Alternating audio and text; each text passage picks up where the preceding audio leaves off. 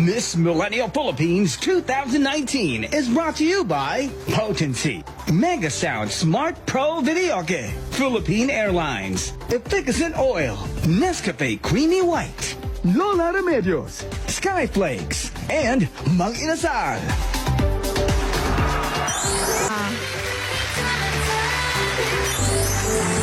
Fall in love with the world's best island. As Mutya ng Palawan 2018 takes pride the beauty of her land. Princess Jean Lorona, Miss Millennial Palawan 2019.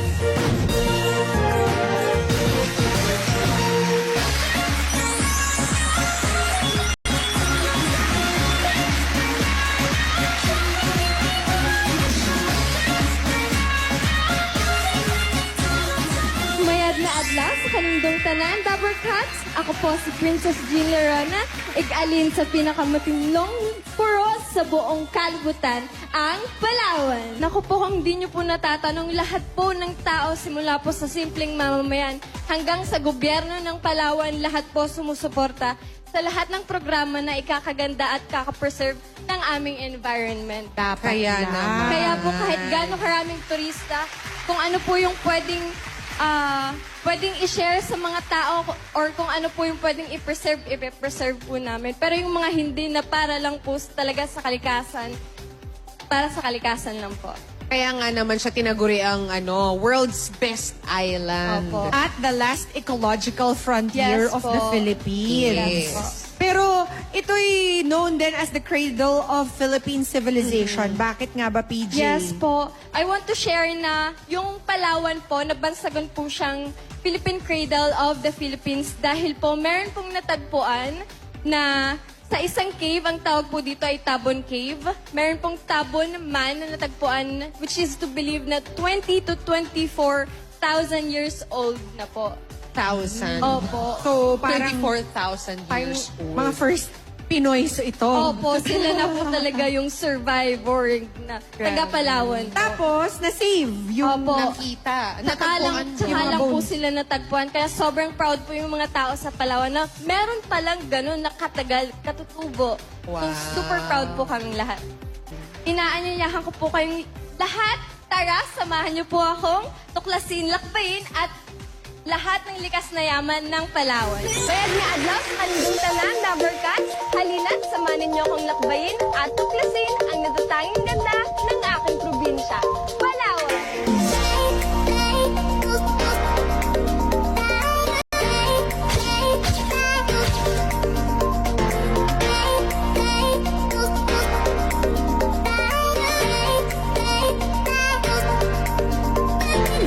Hello, Dapper Cats! Andito tayo ngayon sa Inaladoland Resort na ang ibig sabihin ay Motherland. Amos, tara! Ang Inaladoland Island Resort ay isang 12-ektaryang pribadong isla na kilala sa karamihan ng mga lokal ng Port Barton, San Vicente bilang German Island. Matapos ang mga taon na kilala bilang Aleman Island, ay napagpasyahan na ang orihinal na pangalan na Inaladaland ay muling maibuo bilang pinakabagong camping paradise sa Palawan. Tara, Dabber Cats, tikman na natin ang binaisang lapu-lapu. Harap. Tugunan, largest mangrove forest in San Vicente. Ang Inandeng River ay isang ilog na nagkokonekta sa dalawang lugar sa San Vicente, ang Inarayan at Landeng. Ang Long Beach sa San Vicente ay isa sa pinakamahabang puting baybayin sa Pilipinas. Sinasabi ng ilan na ito ay 3 beses na mas mahaba kaysa sa beach sa Boracay. Totoong nilalakad nito ang 3 nayon sa San Vicente.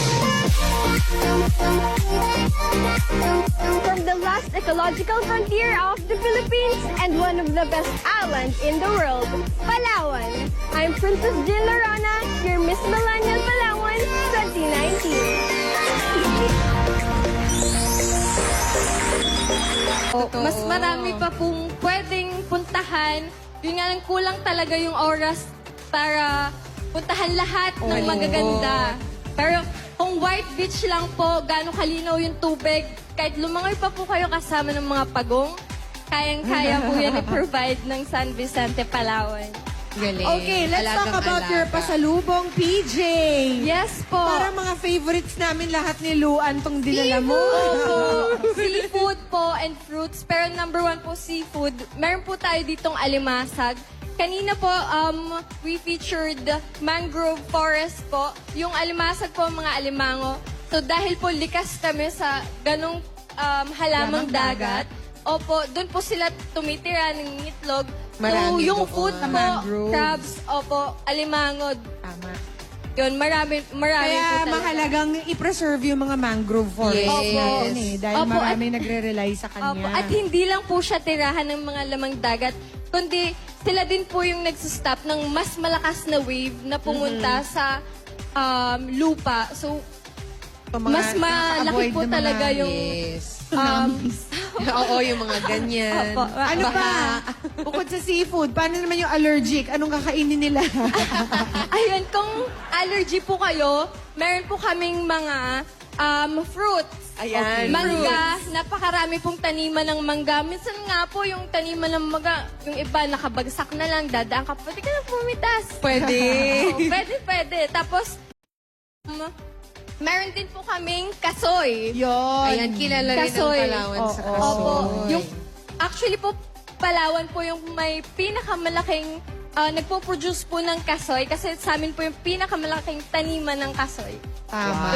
Super Oo. sarap po kahit namumuti na yung dila mo kakakain. Oh, Kung nagpaplano po kayong pumunta ng Palawan at isama yan sa inyong travel list, meron pong budget tour tip si PJ. Just visit Eat Bulaga's Facebook page para sure ball na maganda yung mga pupuntahan nyo. That's right. Maraming salamat din sa mga kababayan ni Miss Millennial Palawan para sa inyong mga pasalubong, lalo na po sa tourism at local government ng Palawan. Thank you!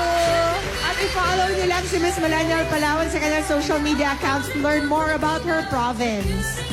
PJ, may regalo ka mula sa kasama namin naghahatid ng Miss Millennial Philippines, katulad na lamang ng Potency, the beauty of immunity.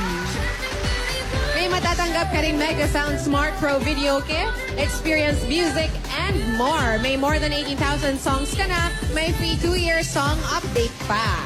Meron ka ring efficacent oil, araw-arawin mo. Ang Miss Millennial Philippines ay inihatid din ng Nescafe Creamy White. Mas masarap ang buhay pag walang pait. Mang Inasal, 2-in-1 laki, nuot sa sarap.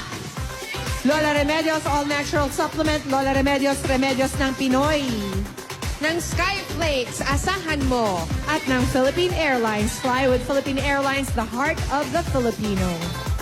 I'm inviting you to please experience the best island, the world's best, friendliest island in the world as well. Lahat po kayo welcome, local or international tourist po. Lahat po kayo handang, welcome po kayo sa Palawan. Thank you po. Yay! Thank you, Bash! At maraming salamat din kay Miss Millennial Palawan, Princess Jean Lerona. Thank you, PJ. Princess! Miss Millennial Philippines 2019 grand winner will receive 500,000 pesos. She will move into her house and lot from Lysandra, Anak ka dito, and drive home a brand new Suzuki Ciaz GLX. She will also wear the crown, which stands for the strong, independent young Filipina who has a heart for her hometown. It's a crown pit for the next Miss Millennial Philippines.